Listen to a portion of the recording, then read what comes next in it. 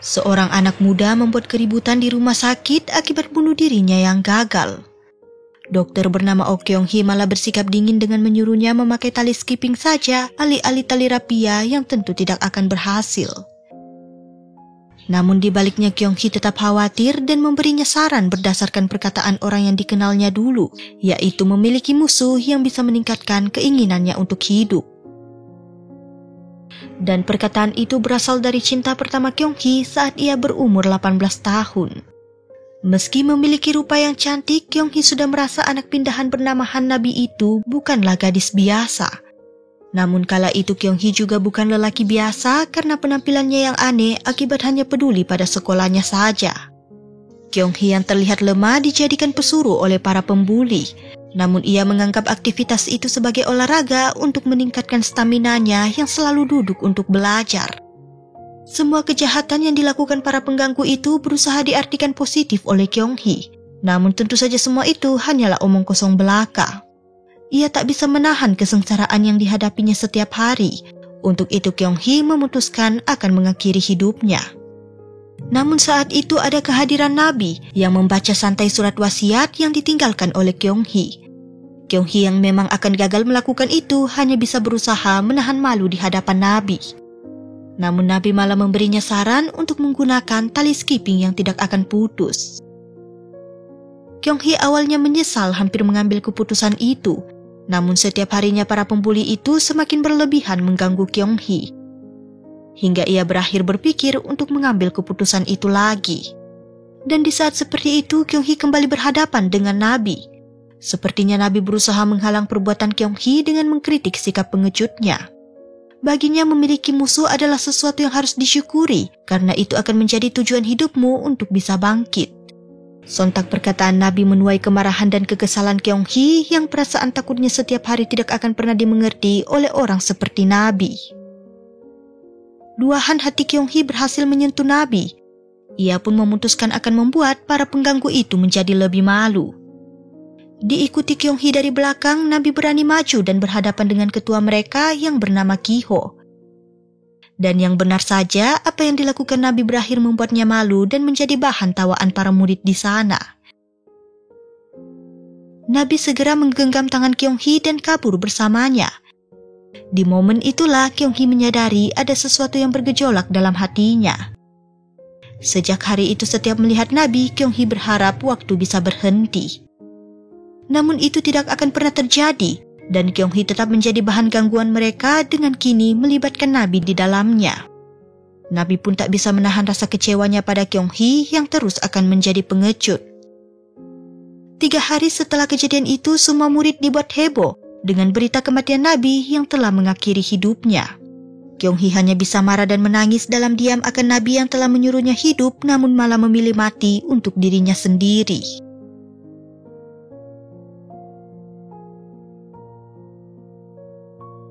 Di masa sekarang, Kyung-hee sepertinya masih tidak bisa melupakan Nabi. Namun ia berusaha membantah itu dengan hanya mengaku merasa bersalah dan kadang-kadang memikirkannya sebentar. Seulgi pun selalu menggoda dan mengejek perasaan Kyung-hee. Namun di baliknya, sebenarnya Seulgi juga menjadi salah satu orang yang bertanggung jawab pada kehidupan masa muda Kyung-hee. Kejadian itu menjadi alasan utama Kyung-hee menjadi bulian para pengganggu di sekolahnya. Dan tentu saja ia menyalahkan Seulgi atas kehidupannya yang berantakan di umur 18 tahun. Seulgi yang telah menikah dengan kakaknya Kyung-hee hanya bisa menebusnya dengan akan menjaga adik iparnya itu di masa sekarang. Namun semuanya tidak semudah itu. Ketika Seulgi sudah bosan mendengar cerita tentang Nabi dari mulut Kyung-hee yang mabuk. Bukan hanya Seulgi, kakak Kyung-hee bernama Yido juga sudah muak mendengar curhatan itu. Kematian Nabi bukanlah salah Kyung-hee dan Kyung-hee mengalami cinta sepihak. Namun mengapa sampai sekarang Kyung-hee tak bisa melanjutkan hidupnya tanpa mengenang wanita itu lagi? Di saat seperti itu yang bisa dikunjungi Kyung-hee hanyalah ayah Nabi saja. Ia pun heran sendiri dengan ayah Nabi yang bisa mudah melupakan anaknya sendiri. Kyung-hee terus saja bertanya sendiri alasan Nabi yang memilih mati dan menyuruhnya untuk bertahan hidup. Ia pun sudah muak dan lelah mempertanyakan pertanyaan yang tak mungkin ada jawabannya. Kyung-hee terus dibalut kesedihan dan penyesalannya yang tidak sempat mengatakan sesuatu pada Nabi. Saat itulah matanya tertuju pada buku harian Nabi. Ia memberanikan dirinya membaca buku harian itu. Namun Kyung-hee sudah tidak sanggup membacanya ketika Nabi yang putus asa memohon agar ada seseorang yang bisa menyelamatkannya. Setelah memutar lagu lama, penyiar dari rekaman itu memberitahu bahwa lagu tersebut memiliki cerita tentang perjalanan waktu. Semua orang pasti punya penyesalan di masa lalu. Jika ada kesempatan, apakah kalian ingin kembali ke masa lalu itu? Setibanya saat itu, Kyung-hee melihat penampakan Nabi di sana. Tanpa keraguan sedikit pun ia mengikuti dan mengejar Nabi yang entah ingin kemana. Langkah Kyung-hee terhentikan di lorong kecil dan gelap. Hanya ada satu pintu yang memiliki lampu yang meneranginya. Kyung-hee membukanya dan memasuki tempat yang dipenuhi dengan cahaya terang itu.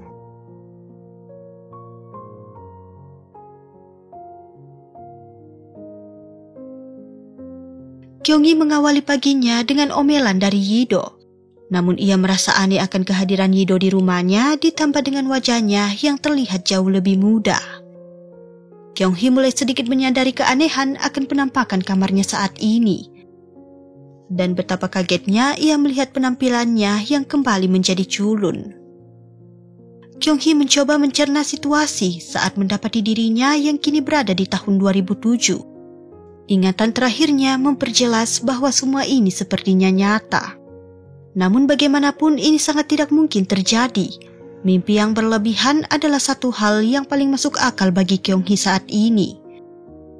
Namun ketika ia melihat Nabi di depan matanya, Kyung-hee hanya bisa berharap ini adalah nyata. Perilaku tidak biasa Kyung-hee membuat Nabi berpikir itu adalah pelecehan. Ia terus melontarkan kata-kata kasar untuk Kyung-hee yang dianggapnya orang mesum. Namun Kyung-hee malah marah balik pada Nabi yang telah membuatnya gila selama ini. Meski situasi ini aneh, Kyung-hee menganggap itu tidak apa-apa asalkan di depannya ini memanglah Nabi yang dirindukannya. Tentu perkataan aneh itu disambut dengan kemarahan Nabi yang terus memukuli Kyung-hee. Saat itulah Kyung-hee sadar ini nyata dan bukanlah mimpi. Karena pukulan Nabi benar-benar sakit. Kyung-hee benar-benar kembali termasuk penampilan culunnya juga. Ia pun menyambut Seulgi dengan kebahagiaan, namun berbeda dengan Seulgi yang takut terlihat dekat dengannya. Pandangan Kyung-hee terus tertuju pada Nabi yang akhirnya kembali menyebutnya sebagai si bodoh. Satu lagi yang dilupakan Kyung-hee, yaitu para pengganggu yang diketuai oleh Gi-ho. Kyung-hee yang berjiwa dewasa tentu tidak takut dengan mereka lagi. Ia pun menyuruhnya untuk menyelesaikan PR-nya sendiri dan menyingkir dari pandangannya. Situasi itu terhentikan karena kehadiran guru di sana. Kyung-hee mulai berpikir bahwa Nabi adalah alasannya kembali ke masa lalu ini. 6 hari dari sekarang adalah hari kematian Nabi. Ia berencana akan menyelamatkan dan melindungi Nabi dari kematian itu. Namun pertama-tama Kyung-hee harus mencari alasan Nabi yang ingin mengakhiri hidupnya. Ia pun merasa menyesal tak menanyakan hal itu pada ayah Nabi yang hanya menyalahkan dirinya sendiri. Saat itulah Kyung-hee mendapati fakta bahwa hari ini adalah hari di mana ia berencana ingin mengakhiri hidupnya. Nabi lagi-lagi ditegur oleh guru akibat selalu tidur di jam pelajaran. Ia pun tak segan-segan memarahi Nabi yang sepertinya tidak memiliki mimpi. Kyung-hee langsung berdiri membela Nabi dengan merasa kemampuan mengajar gurunya lah yang menjadi alasan siswa bisa tertidur. Semua orang dibuat tercengang melihat keberanian Kyung-hee yang meminta gurunya untuk introspeksi diri. Situasi itu berhasil terhentikan oleh pukulan Nabi lagi. Akibatnya mereka berdua dihukum, meski hanya Kyung-hee yang mengerjakannya seorang diri. Di sana Nabi mengeluarkan pendapatnya yang mana Kyung-hee melakukan itu tadi karena ingin membuatnya terkesan. Ia menganggap Kyung-hee menyogoknya agar tidak memberitahu guru tentang pelecehan yang dilakukannya pagi tadi. Sontak Kyung-hee hanya bisa menertawakan pemikiran Nabi itu. Namun ia hanya ingin fokus untuk menyelamatkan Nabi seorang dan rela melakukan apa saja yang diminta oleh Nabi padanya.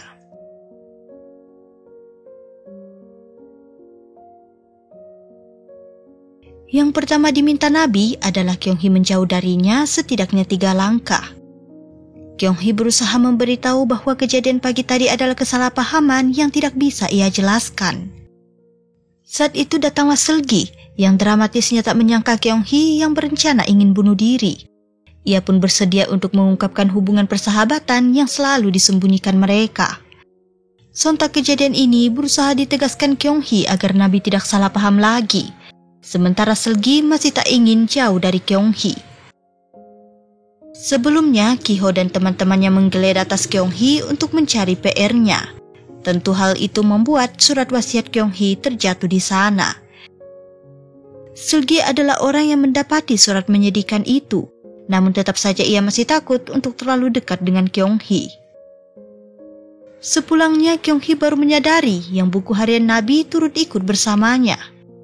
Ia pun membaca setiap lembaran dari buku itu. Dan yang paling sering diceritakan Nabi adalah lelaki yang bernama Jinuk. Selesai membaca itu semua, tiba-tibanya tulisan itu menghilang tepat di mata Kyung Hee. Kejadian itu dikarenakan Nabi sedang menulis kejadian baru tentang Kyung Hee, yang mana ia menganggap lelaki itu sangat licik sehingga ia harus menjauhinya. Perubahan kecil ini membuat Kyung Hee khawatir akan masa depannya sebagai dokter yang mungkin saja berubah. Namun ia menyadarkan dirinya untuk memprioritaskan keselamatan Nabi lebih dulu. Keesokannya Kyung Hee akhirnya mengubah penampilannya. Namun Nabi tetap biasa saja dan memperingatinya untuk menjaga jarak 3 langkah darinya. Tetapi yang ada di pikiran Kyung Hee hanyalah mencari cara untuk menyelamatkan Nabi. Ia pun mulai berpikir bahwa lelaki bernama Jinuk itu bisa saja menjadi alasan Nabi mengakhiri hidupnya. Penampilan baru Kyung Hee disambut heboh oleh Seulgi yang takut jika perubahan ini menjadi tanda akhir bagi Kyung Hee. Lagi-lagi Seulgi menjauh dari Kyung Hee akibat kehadiran Ki-ho dan temannya. Tentu penampilan barunya menuai ejekan dari mereka yang kembali menyadarinya untuk sadar diri. Di tengah adu mulut itu datanglah Nabi yang meminta mereka untuk tidak berkelahi di sana. Kyung Hee yang terlihat berusaha melindungi Nabi diartikan mereka bahwa Kyung Hee juga menyukainya. Nabi sedikit merasa aneh melihat Kyung Hee yang terus berani melawan Ki-ho. Sedikit kenangan menyedihkan di waktu itu kembali terlintas di ingatan Kyung Hee. Ia pun mengubahnya dengan menjadikan Ki-ho sebagai korban barunya. Namun yang turut terkena imbasnya adalah Nabi.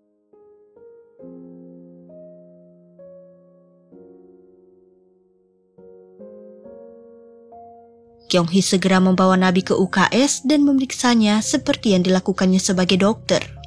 Kekhawatiran Kyung Hee segera dihentikan Nabi yang menganggapnya terlalu berlebihan. Sementara itu kejadian tadi sebenarnya direncanakan Ki-ho khusus untuk Kyung Hee. Rencananya yang gagal tentu dilampiaskannya pada Kyung Hee lagi. Mereka pun tak habis pikir dengan sikap Kyung Hee yang berubah akhir-akhir ini. Untuk kesekian kalinya Ki-ho memberinya peringatan untuk berhati-hati jika berada di luar sekolah. Kyung Hee mendengar kepulangan Nabi yang mendadak. Sementara Nabi kembali menemui lelaki yang bernama Jinuk itu. Namun sepertinya Jinuk sudah muak dengan Nabi yang selalu ingin berbicara dengannya untuk mengurangi rasa bersalahnya akan satu kejadian. Jinuk pun heran sendiri akan Nabi yang menganggapnya memacari temannya karena benar-benar menyukainya. Kejadian ini disimpulkan Kyung Hee bahwa Nabi mengakhiri hidupnya karena lelaki itu. Namun Nabi sekali lagi memintanya untuk tidak ikut campur dalam masalahnya lagi. Nabi tidak bisa menahan amarahnya akan perkataan Jinuk. Tetapi Jinuk menyadarkan bahwa pacarnya sekaligus teman Nabi bernama Daen akan berakhir mati juga. Melihat perlakuan kasar Jinuk, Kyung Hee sudah tidak mampu menahan amarahnya juga. Jinuk pun memberitahunya bahwa Kyung Hee juga akan melakukan hal yang sama jika tahu sosok sebenar Nabi. Di saat seperti itu, Kyung Hee hanya bisa bertanya-tanya sendiri sebenarnya apa yang telah terjadi. Nabi mulai mengingat kembali kejadian yang mengenaskan di masa lalunya. Masa itu Nabi memohon pada 2 sahabatnya untuk bisa berliburan bersama. Namun ketika hari itu tiba, malah terjadi kecelakaan yang cukup besar. Semua orang berusaha menyelamatkan diri sendiri, termasuk Nabi dan 2 temannya. Namun hanya Nabi yang sempat dikeluarkan dari bus itu, sementara 2 temannya tertinggal akibat api yang bisa saja meledak. Kejadian itu menewaskan temannya bernama Jiong, sementara Daen telah terbaring koma selama 1 tahun. Karena daenlah Nabi bisa bertahan sejauh ini. Tetapi Nabi harus menghadapi orang-orang yang menyalahkannya atas kejadian itu, baik itu Jinuk maupun Ibu Daen sendiri. Di balik itu ada Kyung Hee yang akhirnya mendengar semuanya. Di sisi lain terjadilah pertemuan pertama antara Seulgi dan Yido. Pertemuan yang cukup memalukan dan menyakitkan bagi Seulgi yang dikira Kyung Hee oleh Yido. Seulgi yang terlalu khawatir pada Kyung Hee akhirnya menunjukkan surat wasiat itu pada kakaknya. Bersama-sama mereka tak bisa menahan tangis akan keputusan mengerikan yang hampir dilakukan Kyung Hee. Namun mereka yang menyambutnya dengan tangis malah diabaikan oleh Kyung Hee begitu saja. Kyung Hee segera mencari tahu kecelakaan setahun lalu itu melalui internet. Saat itulah ia melihat buku harian Nabi yang kembali akan ditulisnya. Namun kali ini Nabi tak bisa mengungkapkannya dengan kata-kata, dan hanya air mata yang terus menetes di buku harian itu. Tinggal sedikit lagi Kyung Hee akan mengetahui alasan Nabi mengakhiri hidupnya. Entah apapun itu, Kyung Hee rela melakukan apapun untuk menyelamatkan Nabi.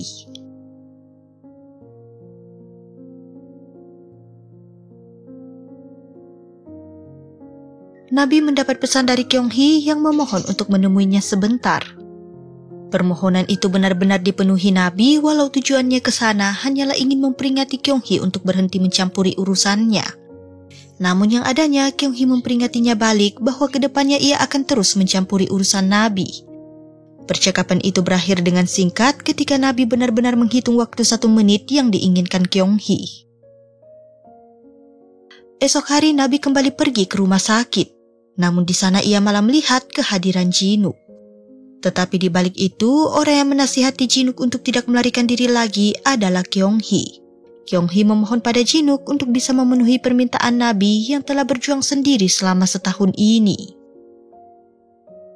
Setelah setahun terbaring koma, Daeun akhirnya kedatangan Jinuk yang dirindukannya.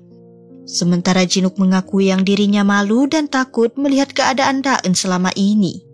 Mereka pun menghabiskan waktu dengan mendengar nyanyian lembut Jinuk. Nabi yang menelpon Kyung Hee berakhir membuatnya ketahuan berada di rumah sakit itu juga. Sekali lagi Kyung Hee berusaha membela diri dengan sudah memperingati Nabi akan terus ikut campur urusannya. Namun ternyata Nabi membalasnya dengan berterima kasih atas bantuan Kyung Hee kali ini. Mendengar itu, Kyung Hee memamerkan dirinya yang telah berhasil membujuk orang emosian seperti Jinuk. Tiba-tibanya ada kehadiran ayah Nabi di sana. Ia pun sepertinya sudah muak dengan anaknya yang masih merasa bersalah akan kejadian itu. Namun Nabi juga tidak ingin seperti ini. Ia merasa alangkah baiknya jika saat itu ialah yang mati. Perkataan Nabi tentu tak bisa membuat ayahnya menahan amarahnya lagi. Segera Kyung Hee menyusulnya dan menggunakan kesempatan itu untuk mengobati kaki Nabi yang tidak kunjung sembuh. Kyung Hee pun berusaha meyakinkan Nabi bahwa ayahnya seperti itu karena masih belum mengerti perasaan Nabi sepenuhnya. Nabi tetap tak ingin mendengar itu dan meminta agar Kyung Hee berhenti mengikutinya. Namun begitulah Kyung Hee, ia tak akan membiarkan Nabi berjalan dan menghadapi semuanya sendirian lagi.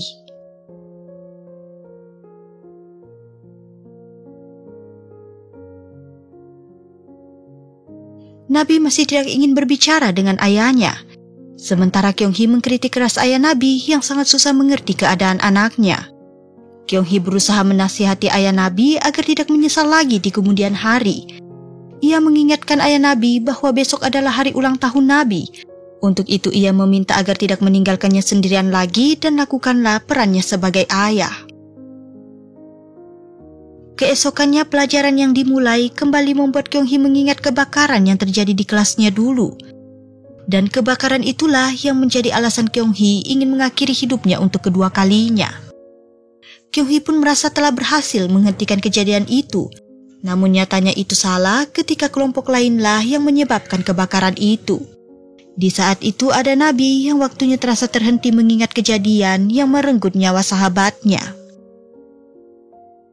Kejadian itu tetap tak berubah ketika Seulgi yang menjadi korban semburan apar. Di waktu itu, Kyung Hee baru teringat akan Nabi yang juga berada di atap pada masa itu. Dan ternyata secara tidak langsung kehadiran Kyung Hee yang pengecut berhasil menyelamatkan Nabi. kejadian itu tetap tidak berubah ketika Nabi benar-benar berada di sana. Kyung Hee pun marah pada Nabi yang telah membiarkan dirinya tersiksa dengan menyimpan semuanya seorang diri. Namun Nabi merasa itu pantas untuknya karena telah membuat Jeong meninggal dan Daeun terbaring koma. Ia sudah berusaha menahan rasa sakit ini dan kini sudah saatnya ia menemui sahabatnya. Mungkin saja dengan mengakhiri hidupnya, Nabi bisa mendapat pengampunan. Kyung Hee berusaha menyadarkan kebodohan Nabi dengan meyakinkannya bahwa semua itu adalah kecelakaan yang bukan salahnya. Terkadang menjalani hidup bisa membuatmu kehilangan arah. Saat itu terjadi lagi pada Nabi, Kyung Hee memintanya untuk tetap di tempatnya, karena ia sendiri akan mencari dan mendatangi Nabi entah dimanapun itu.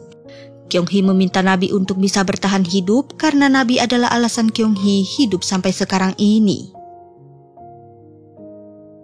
Setelah kejadian itu, Nabi dan Kyung Hee malah terlihat malu dan canggung. Namun mereka tetibanya melihat nasib Seulgi yang kini menggantikan takdir Kyung Hee. Ia pun bersikeras akan pindah sekolah setelah kejadian memalukan ini. Saat itulah datang Nabi yang menawarkannya untuk membuat mereka lebih malu lagi. Perkataan itu membuat Kyung Hee sadar bahwa apapun yang terjadi tetap akan terjadi meski itu berpindah pada orang lain sekalipun. Kyung Hee pun mulai khawatir jika takdir bunuh diri Nabi bisa berpindah pada orang lain. Kejadian kecil sedikit pun tetap tak bisa diubah Kyung Hee.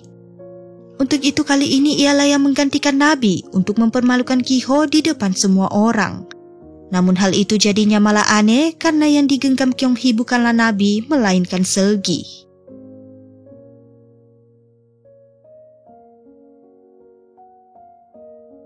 Setelah berhenti berlari, barulah Kyung Hee sadar akan itu. Begitu juga dengan Seulgi yang mengaku tidak tahu mengapa ia melakukannya. Seulgi pun langsung terharu akan perbuatan Kyung Hee tadi. Sementara Kyung Hee hanya fokus melihat senyum tawa Nabi. Untuk mengenang hari ini, Seulgi mengajak mereka untuk bermain wahana. Namun di sana ada kehadiran Yido yang ternyata bekerja di sana. Di saat Kyung Hee sibuk melindungi Nabi, ada Seulgi yang berjuang sendirian di wahana itu. Melihat nasib memprihatinkan Seulgi, Yido pun membawanya bermain bersamanya, alih-alih mengganggu mereka berdua. Di hari itu Kyung Hee benar-benar senang melihat wajah berbinar Nabi yang penuh senyuman. Nabi pun tak habis pikir dengan rencana Kyung Hee yang melorotkan celana Ki-ho. Nabi kembali menulis buku hariannya tentang betapa menyenangkannya sosok Kyung Hee itu. Namun di sisi lain ia juga takut jika tiba-tiba kebahagiaan ini menghilang begitu saja. Tinggal 2 hari lagi sebelum kematian Nabi, namun Kyung Hee masih belum menemukan alasannya mengakhiri hidupnya. Sesuai saran Kyung Hee, ayah Nabi benar-benar meluangkan waktunya untuk hari ulang tahun Nabi. Nabi pun kaget dan malu sendiri dengan keberanian ayahnya yang berterima kasih telah lahir sebagai anaknya. Mereka akhirnya menunjukkan kasih sayang satu sama lain agar tak ada penyesalan di kemudian hari. Di hari itu pun Nabi mengunjungi Jeong ditemani oleh Kyung Hee. Kyung Hee pun dengan percaya diri menganggap ia layak menjadi pacar Nabi. Saat Nabi ke toilet, Kyung Hee mendapati teleponnya yang berbunyi. Ia pun baru ingat bahwa hari ini adalah hari di mana Kyung Hee menjadikan Nabi korban Ki-ho juga. Ia pun mengangkat telepon Nabi dan mendengar kabar Daeun yang semakin memburuk. Kyung Hee pun sadar bahwa ini adalah alasan Nabi mengakhiri hidupnya. Melihat senyum lebar Nabi, Kyung Hee menunda memberitahu kabar itu dengan sengaja merusak HP Nabi. Penundaan itu berlanjut sampai malam hari. Kyung Hee tidak memberitahu Nabi dan takut apa yang akan terjadi, mengingat Nabi yang seharusnya tidak ada di sini. Kyung Hee kembali fokus pada saat ini dengan memberi hadiah ulang tahun berupa jepitan kupu-kupu sesuai arti nama Nabi.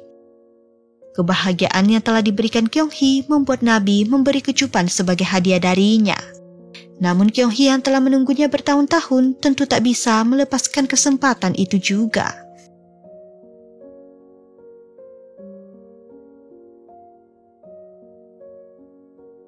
Di saat Nabi bahagia, ada Kyung Hee yang tetap tak bisa menghilangkan kegelisahannya. Ia kembali membaca tulisan baru dari buku harian Nabi. Nabi terus meluahkan perasaan senang dan bahagianya akan kehadiran Kyung Hee di hidupnya. Berkat Kyung Hee pun, Nabi akhirnya memiliki keberanian melihat kenang-kenangannya bersama dua sahabatnya. Saat itulah ia mengangkat telepon dari Jinuk yang menghubungi telepon rumahnya. Keesokannya, Kyung Hee terus menunggu Nabi yang tidak kunjung datang. Ia pun segera memastikannya di sekolah dan akhirnya sadar bahwa Nabi telah mengetahui hal itu. Di saat Kyung Hee sedang terburu-buru, malah ada para pengganggu yang tidak ingin membiarkan Kyung Hee pergi begitu saja. Kyung Hee pun berakhir tak berdaya di sana sembari dilihat oleh Seulgi yang ketakutan. Namun kali ini Seulgi tak ingin menjadi pengecut lagi, sehingga ia mengambil kesempatan untuk membalas para pengganggu itu.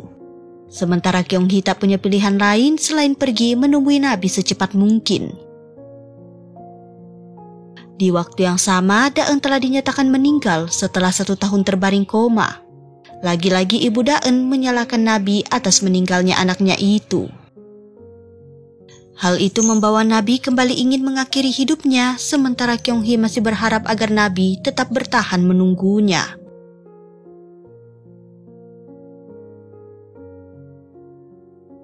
Kyung Hee mendapat telepon dari Nabi yang memberitahu kabar kematian Daeun. Nabi pun mengaku awalnya ingin mati juga, namun karena Kyung Hee ia tidak memiliki keinginan untuk melakukan itu lagi. Kyung Hee pun lega sendiri setelah mendengar keinginan kuat Nabi untuk hidup demi dirinya.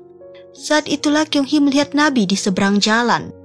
Ia pun takut jika terjadi sesuatu pada Nabi sehingga ialah yang akan melangkah maju untuk mendatanginya. Tetapi sepertinya yang akan terjadi tetap akan terjadi, meski itu akan dengan cara lain atau menimpa orang lain. Dan Kyung Hee memilih untuk menggantikan peran Nabi dan menemui kematian lebih dulu. Beberapa tahun telah berlalu atau lebih tepatnya adalah masa kini. Seorang anak muda membuat keributan di rumah sakit akibat bunuh dirinya yang gagal. Nabi yang kini menjadi dokter memberi saran padanya untuk seharusnya memakai tali skipping alih-alih tali rapia yang tentu akan gagal. Di hari ulang tahunnya, Nabi kembali menagih ucapan selamat dari Kyung Hee yang masih terbaring koma. Kembali ke masa lalu. Seulgi memberi surat yang dititipkan Kyung Hee untuk Nabi jika ia pergi suatu hari nanti. Dalam surat itu, Kyung Hee mengakui bahwa ia datang dari masa depan untuk menyelamatkan Nabi. Jika Nabi membaca surat ini, maka Kyung Hee telah berhasil menyelamatkannya. Untuk itu Kyung Hee memintanya bertahan sesulit apapun hidupnya, karena sepertinya Nabi yang akan menggantikan peran hidup Kyung Hee di masa depan nanti.